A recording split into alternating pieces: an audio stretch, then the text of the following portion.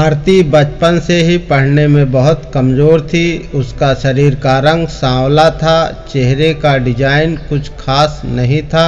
औरों के अपेक्षा भगवान उसके दांतों की भी बनावट भी अच्छे नहीं दिए थे। आरती का चेहरा अच्छा न होने के कारण स्कूल में बच्चे अक्सर उसे चिढ़ाते रहते थे। कोई आरती का फ्रेंड बनने के लिए तैयार नहीं था। जब आरती अपने गांव की गलियों से गुजरती थी, बगल में खड़े लोग भी अपना मुंह फेर लेते थे। आरती को इस बात से बहुत ज़्यादा पीड़ा होती थी।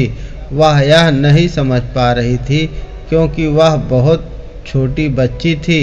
आखिर बात क्या है? हमारे चेहरे को देखकर लोग अपना मुंह क्यों छुपा लेते हैं? आरती जब स्कूल से घर वापस आती थी तब अपने माँ से एक यही सवाल करती थी कि माँ, जब हम अपने स्कूल से घर आती हूँ तो लोग हमें ऐसे क्यों देखते हैं और स्कूल में भी हमसे कोई बात नहीं करता है, हमारा कोई फ्रेंड भी नहीं बन रहा है, अतः हमसे कोई बातचीत भी नहीं करता है। इतना बात सुनकर आरती की माँ की आंखों में आंसू आ गए।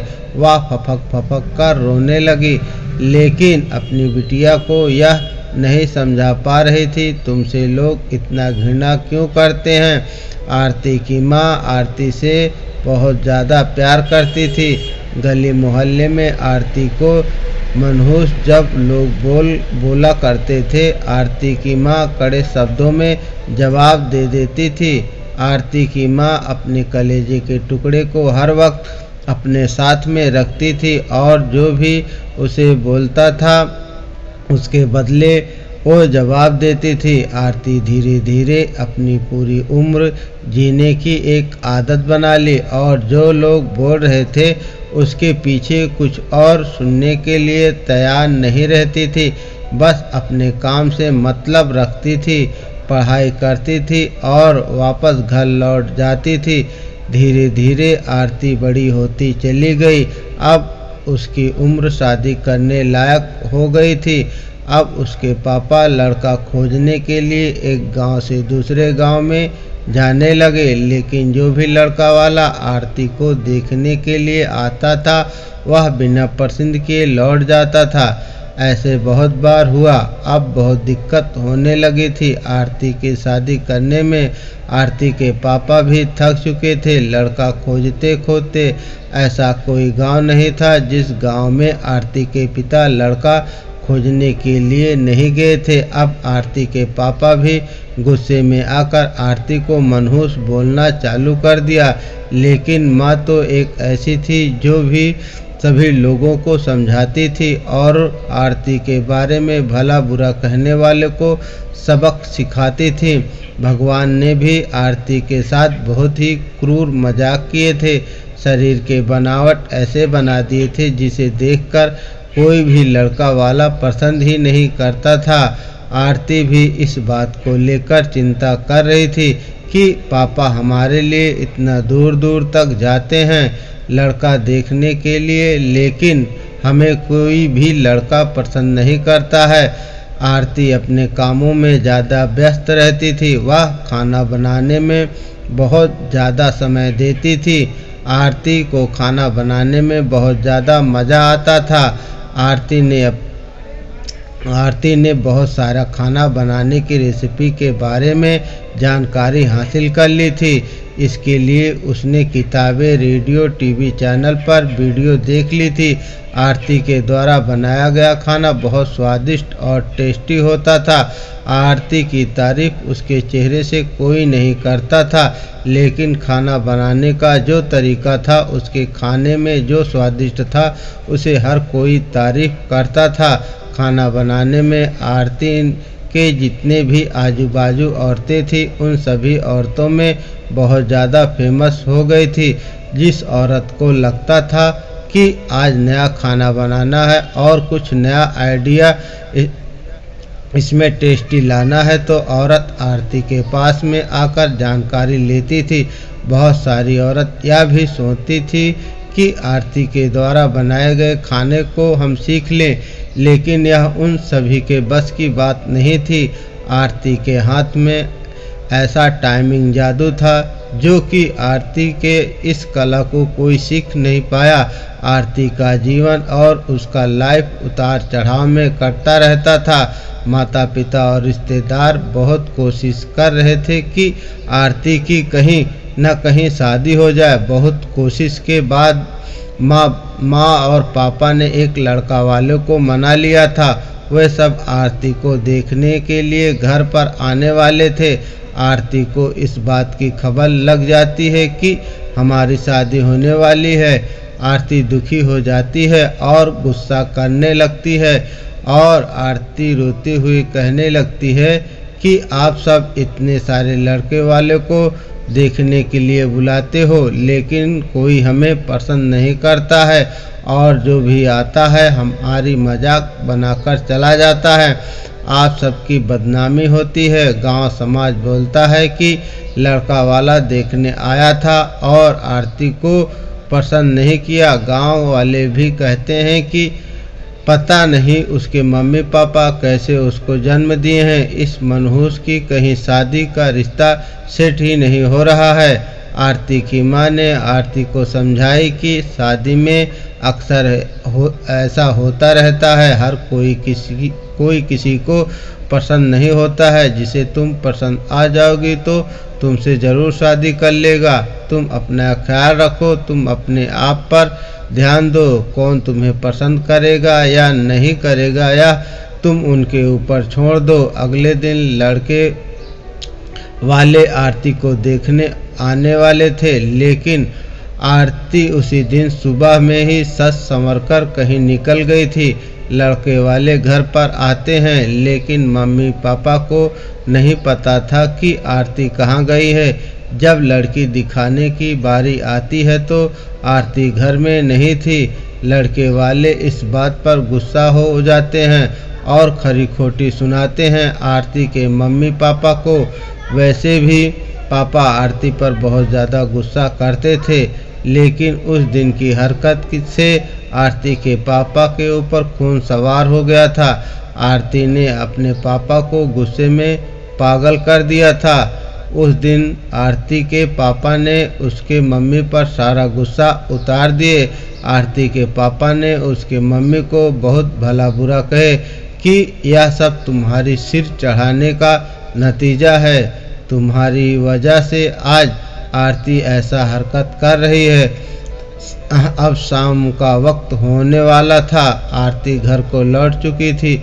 आरती के चेहरे पर बहुत ज़्यादा खुशी थी। उसके हाथ में एक चेक था। आरती कोई एक सर्टिफिकेट लेकर आई थी। आरती ने अपने उपलब्धि के बारे में अपनी मम्मी से कुछ बोलने वाली ही थी कि इसी बीच आरती के मम्मी ने उसको खरी खोटी सुनाना शुरू कर दिया। उसकी मम्मी ने आरती को इतना खरी खोटी सुनाई कि आरती सपने में भी यह नहीं सोच पाती कि मम्मी आज हमें इतना भला बुरा बोलेंगी। इससे पहले आरती की मम्मी ने आरती को इस तरह के शब्दों का उच्चारण नहीं की थी। आरती की माँ ने एक बात बोली आरती से कि बाकी सब लोग सही कह रहे थे कि तुम सचमुच में मनहूस हो। आज तुम्हारी वजह से सब कोई परेशान है। अच्छा तो होता कि तुम पैदा होते ही मर जाती। आज यह दिन हमें ना देखने को पड़ता। गांव घर में मेरा सिर नहीं उठ पा रहा है। आरती इस वाक्य को सुनकर उदास थी। वह कुछ बोल नहीं पा रही थी, क्योंकि जब आरती बोलने की कोशिश कर रही थी तो उसके मम्मी के शब्दों से आरती की आवाज़ दब जाती थी। आरती चुपचाप निठुर भाव से खड़ी थी। आरती के आंखों से आंसू बह रहे थे। आरती बिल्कुल व्याकुल हालत में खड़ी थी। वह कुछ बोल नहीं पा रही थी। आरती अपने माँ से एक ही सवाल कर रही थी, माँ क्या मैं इतनी बदनसीब हूँ कि मुझे आप मारना चाहती थी? क्या मैं मर जाऊँ? मैं इतनी बुरी हूँ, आप मुझे मारना चाहती थी? मैं ऐसी क्या गलती कर दी हूँ आरती के द्वारा बोला गया एक भी बात का असर उसकी मम्मी पर नहीं था। आरती की मम्मी काम कर रही थी और गुस्से में आरती के ऊपर अनेक बात के प्रहार कर रही थी। आरती निठुर भाव से अपनी मम्मी की ओर देख रही थी और उसके बातों को सुन रही थी। आंख से आंसू बह रहे थे, लेकिन आरती चुपचाप खड़ी रही। आरती एक ही सवाल कर रही थी, माँ, क्या आप मुझे मारना चाहती हो? गुस्से में मम्मी ने भी बोल दी, हाँ। आरती बिना एक पल बिताए ही सीधा अपने कमरे में जाकर दरवाज़ा बंद कर लेती है। 1-2 मिनट के बाद मम्मी का गुस्सा शांत होता है। तब आरती के मम्मी को अपनी गलती का एहसास होता है। उसकी मम्मी आरती के रूम के तरफ गई और दरवाज़ा खोलने के लिए बोली, लेकिन आरती ने अपने रूम को अंदर से बंद कर लिया था। आरती की माँ ने जब देखी कि आरती अंदर से दरवाज़ा बंद कर ली है तो आरती की माँ सोची कि यह कोई गलत कदम ना उठा ले। इसीलिए आरती के मम्मी ने उसके पापा के पास तुरंत कॉल की घर आने के लिए। दोनों ने दरवाज़ा खुलवाने के लिए काफ़ी कोशिश की, लेकिन आरती ने दरवाज़ा नहीं खोली। कुछ समय बीतने के बाद आरती के पापा को अब एहसास हो गया कि आरती कुछ गलत कर ली है। आरती के पापा ने तुरंत दरवाज़ा तोड़ दिए। आरती के मम्मी पापा ने अंदर का सीन देखा तो चकित रह गए। आरती ने दुपट्टे का फंदा बनाकर पंखे से लटक रही थी। अभी ज़्यादा वक्त नहीं हुआ था, वह सिर्फ बेहोश हुई थी। माँ और पापा ने तुरंत उसे उठाकर पंखे से अलग किए, फिर गले से दुपट्टा निकाला और बेड पर आरती को लेटा दिया। स्थिति को देखते हुए उन्होंने तुरंत डॉक्टर को कॉल लगाए।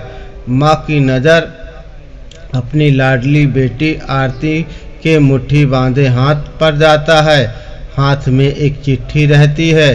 टेबल पर पड़ी 5 लाख रुपए का चेक मिलता है, जिसमें 5 स्टार होटल में मास्टर शेफ की नौकरी करने के लिए कॉन्फर्मेंस लेटर था। उसी कॉन्फर्मेशन लेटर और चिट्ठी को लेने के लिए आरती बाहर गई हुई थी। कुछ समय के बाद डॉक्टर आते हैं और आरती का इलाज करते हैं। डॉक्टर आरती का चेकअप करने के बाद बोलते हैं कि शुक्र है, लड़की बच गई।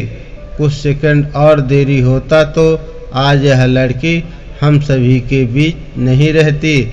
आरती बेड पर बेहोश अवस्था में पड़ी थी। डॉक्टर ने बोला कि आरती धीरे धीरे कुछ घंटों में ठीक हो जाएगी। मैं दवा लिख दे रहा हूँ, जिसे आप मेडिकल स्टोर से मंगा लीजिए। माँ और पापा ने उस चिट्ठी को खोलकर पढ़ा, जिसमें कुछ इस प्रकार से लिखा था, मम्मी और पापा, मैं जानती हूँ कि मैं जन्म से लेकर आज तक कोई ऐसा कार्य नहीं की जिससे आप लोगों का गर्व महसूस हो, लेकिन मैं आपसे बताना चाहती हूँ कि मैं खाना पकाने में नेशनल लेवल कंपटीशन को जीत चुकी हूँ। इसमें मुझे ₹5 लाख का चेक और प्रथम स्थान मिला है। मेरे द्वारा बनाया गया खाना ऑर्गेनाइजेशन को इतना पसंद आया कि वह मुझे एक बहुत बड़े होटल में बतौर मास्टर शेफ की नौकरी के लिए कॉन्फर्मेशन लेटर भी दे दिया था। पूरी दुनिया मेरे खिलाफ हो, मुझे इस बात का फर्क नहीं पड़ता था। और नहीं पापा की कड़वी बातें मुझे रुलाती थी। मैं पापा से हर वक्त प्यार करती थी और मम्मी को दिल से चाहती थी। मैं जानती थी कि मम्मी और पापा केवल बाहर से ही सख्त दिखते हैं, लेकिन अंदर से मुझे बहुत ज़्यादा प्यार करते हैं। यदि मम्मी और पापा मुझे प्यार नहीं करते तो मेरे लिए बिना कहे हुए कपड़ा, मिठाइयाँ, किताबें नहीं लेकर देते। माँ की ममता और प्यार का कोई क्या बयां कर सकता है। माँ मेरी चाहत और दुनिया थी। पापा का प्यार मुझे बहुत सताएगी। मैं अब इस दुनिया को अलविदा कह कर जा रही हूँ। मेरी माँ, मेरे पापा इस दुनिया के सबसे खूबसूरत इंसान हैं। मैं जानती हूँ कि आपने कभी न कभी भगवान से प्रार्थना जरूर की होगी कि अगले जन्म में मेरे को ऐसे औलाद मत दीजिएगा, लेकिन मैं भी भगवान से प्रार्थना करती थी कि अगले जन्म क्या 7 जन्मों तक मुझे आप जैसे ही मम्मी पापा मिले, और आज भी यही प्रार्थना कर रही हूँ। मैं उस भगवान के पास जा रही हूँ जिसे आप लोग बहुत पहले हमें वहाँ पर भेजना चाहते थे। चिट्ठी में बहुत सारे इमोशनल बातें लिखी गई थी, जिसे पढ़कर आरती के मम्मी पापा की पांव तले जमीन खिसक गई थी। आरती के मम्मी पापा बहुत पछतावा कर रहे थे और उनके आंख से आंसू बहुत ज़्यादा गिर रहे थे। आरती के बेड पर भीड़ इकट्ठा हुई थी। उसकी माँ उसके सिर पर हाथ फेर कर रो रही थी। पिता को बर्दाश्त नहीं हो रहा था। वह भी आरती के लिए जोर जोर से चिल्लाकर रोने लगे। आज के इस कहानी से हमें यह शिक्षा मिलती है कि हमें कभी भी दूसरों के बारे में कमेंट नहीं करना चाहिए। भगवान जो भी उस व्यक्ति को दिए वह कुछ सोच समझकर ही दिए होंगे। दूसरों पर कमेंट करने से पहले खुद को भी देख लेना चाहिए कि हमारे अंदर कितना अवगुण है। सो फ्रेंड, वीडियो को लाइक करें, चैनल को सब्सक्राइब करें। Thanks for watching my story video.